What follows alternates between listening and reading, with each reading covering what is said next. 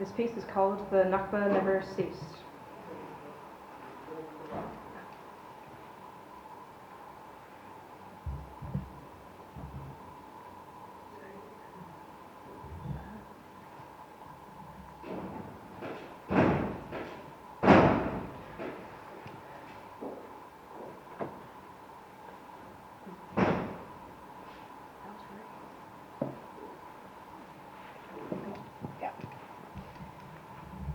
He clicked his prayer beads, shoving a heavy breath out of two enormous nostrils that tumbled over his thick mustache before joining the air.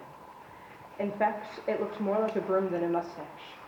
His voice was cluttered and laden with years. He is 71.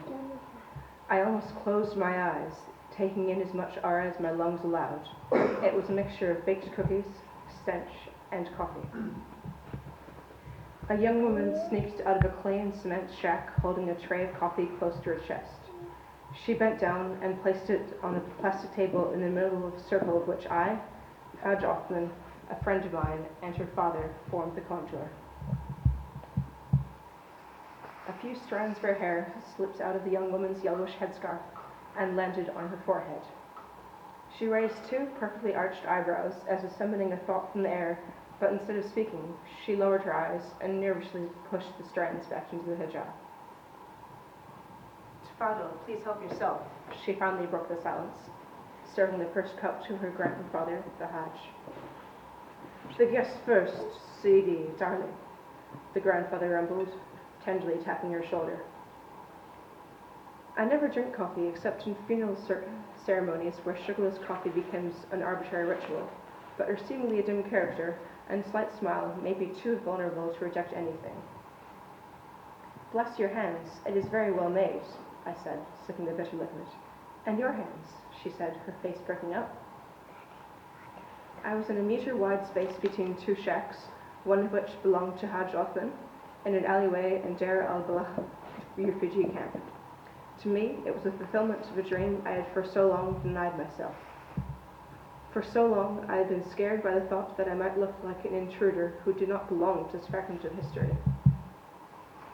Haj Othman Saad al-Din al-Habash was born on the 29th of June, 1941, in a small Palestinian village west of present-day Ashkelon, known as Al-Jura. On November 4th and 5th, 1948, the village was mercilessly depopulated of its native inhabitants, who numbered just under 3,000 in 1948. Just like the rest, Haj Othman, 7 years old at the time, fled to Gaza.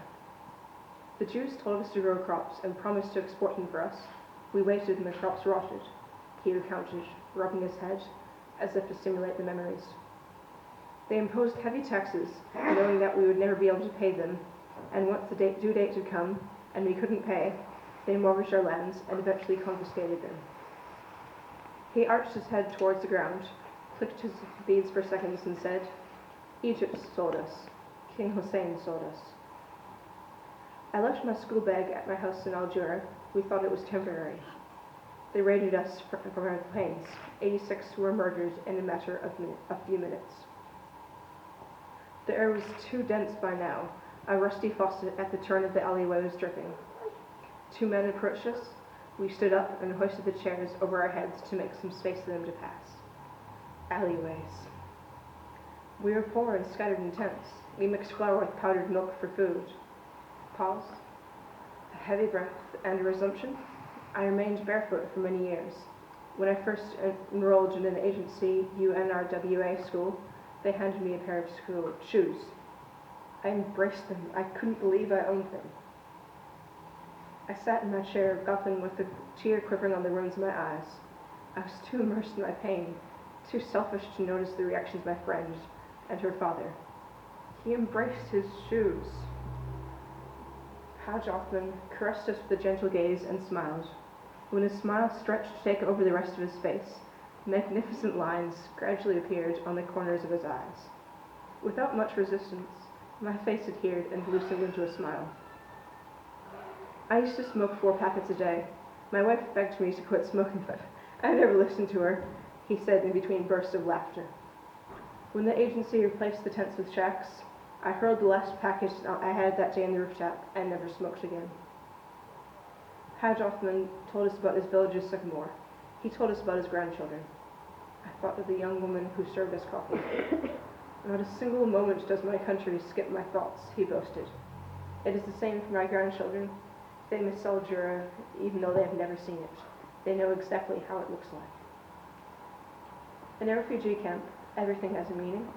Colorful laundry dangling from overworked lines, a boy leaving traces of falafel behind his steps, two girls locking their arms and running their tongues over cheap ice cream, and a mother calling her son a devil, or a grandfather clacking his prayer beads, just like Haj Othman. Everything has a meaning. We were immersed, I, my friend, and her father. The air, in addition to baked cookies, coffee, and sewage, was saturated with dormant anger. It was there in the "We shall return" graffiti, in the "Palestine is more precious than our blood," and in the youthful faces, alas killed, staring down from posters perching on top of iron pillars or glued to walls. 531 villages were destroyed during the Nakba, so that the state of Israel could come into being. Kill the Arabs, read their graffiti, and so they did in Deir Yassin on April 9, 1948.